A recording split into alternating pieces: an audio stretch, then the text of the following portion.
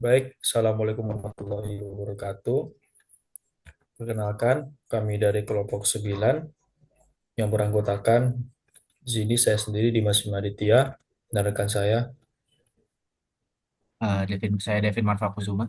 Saya Umar Audi.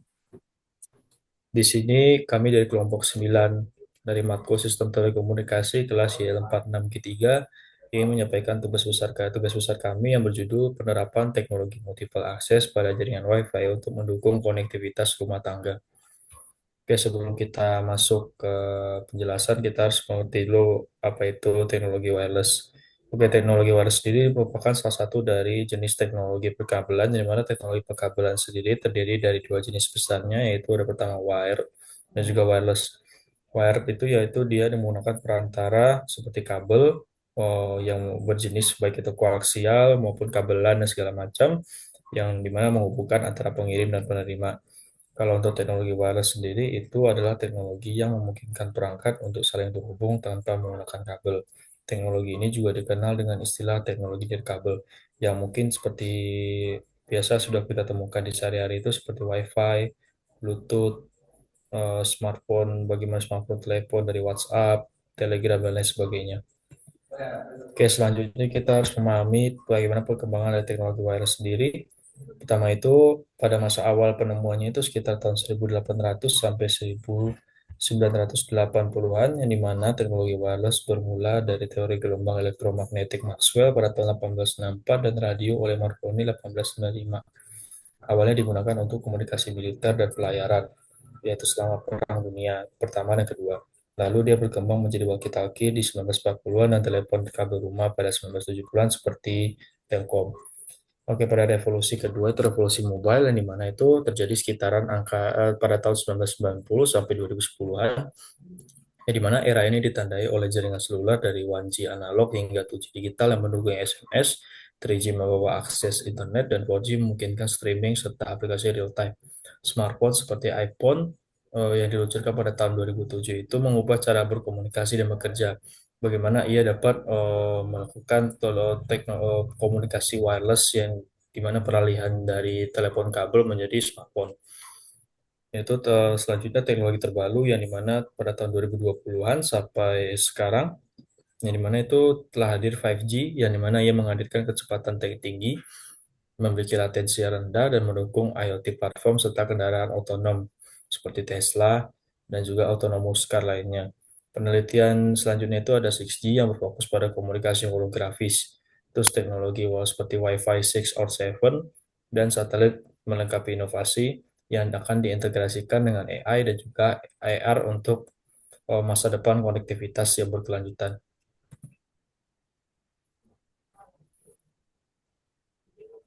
Di sini ada apa itu multiple access. Jadi multiple access adalah teknologi yang memungkinkan banyak perangkat untuk mengakses jaringan secara bersamaan. Jadi tanpa teknologi ini, hanya satu perangkat yang bisa menggunakan jaringan dalam satu waktu, sehingga menyebabkan keterbatasan yang besar. Nah, teknologi multiple access ini digunakan di berbagai sistem komunikasi, termasuk pada jaringan WiFi di rumah kita.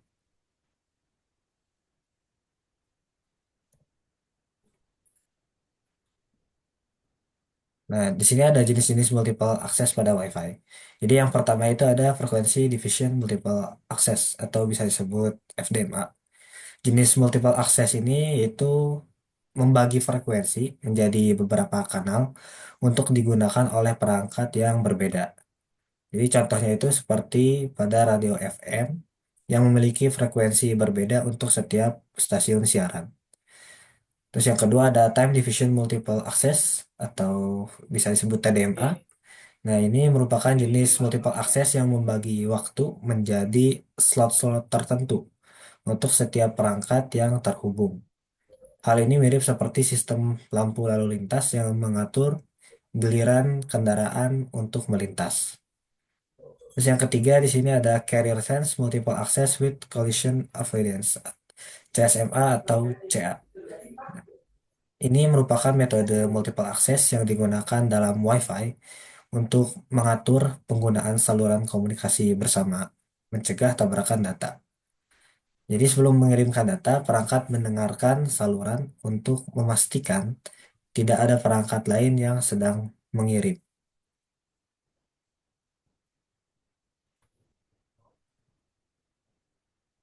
Sini ada penerapan multiple access dalam kehidupan. Yang pertama di laptop terdapat streaming film, browsing, web dan video call atau Skype. Terus yang kedua ada smartphone juga di sini memuat sosial media, game online, dan pembayaran mobile. Untuk game konsol sendiri banyak ada game online multiplayer dan download serta update games. Smart TV ada streaming, internet browsing, dan integrasi IoT, Internet of Things, Smart Home.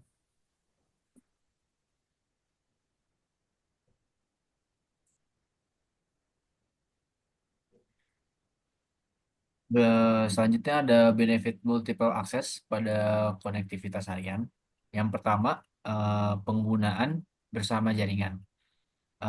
Di sini penggunaan bersama jaringan memungkinkan banyak perangkat seperti smartphone, laptop, smart TV, dan perangkat IoT terhubung ke jaringan yang sama secara bersamaan tanpa gangguan.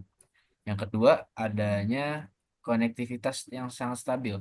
Dengan multiple akses ini, perangkat dapat berbagi akses tanpa saling mengganggu, menciptakan koneksi yang stabil untuk streaming, gaming, ataupun pekerjaan jarak jauh. Yang ketiga, kemampuan skalabilitas. Memungkinkan penambahan perangkat baru ke jaringan rumah tanpa perlu pengaturan ulang atau perangkat tambahan.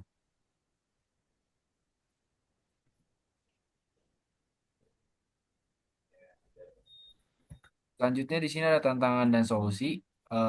Beberapa tantangan solusinya adalah intervensi atau data collisions. Intervensi dapat terjadi saat banyak perangkat mengirim data yang secara bersamaan, yang nantinya akan menurunkan efisiensi dari jaringan tersebut. Solusinya adalah kita dapat menggunakan protokol CSMA atau CA untuk menjadwalkan pengiriman data secara bergantian. Lalu selanjutnya ada kepadatan perangkat. Terlalu banyak perangkat yang terhubung dapat membebani sebuah jaringan.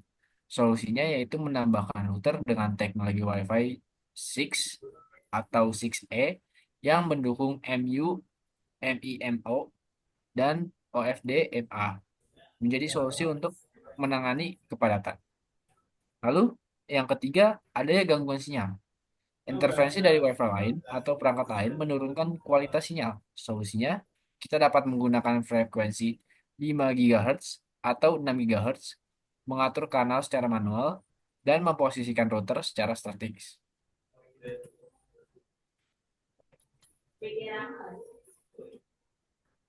Kesimpulan dari yang telah kita bahas adalah perkembangan teknologi wireless dari awal penemuan hingga era modern telah membawa perubahan sangat besar dalam cara kita berkomunikasi.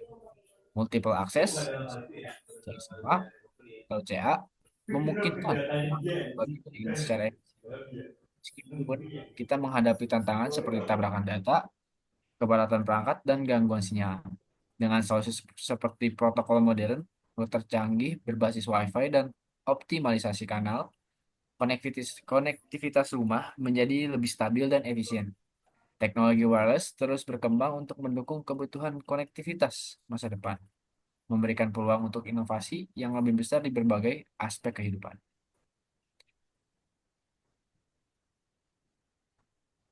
Mungkin sekian dari pembelajaran materi yang dapat kami sampaikan.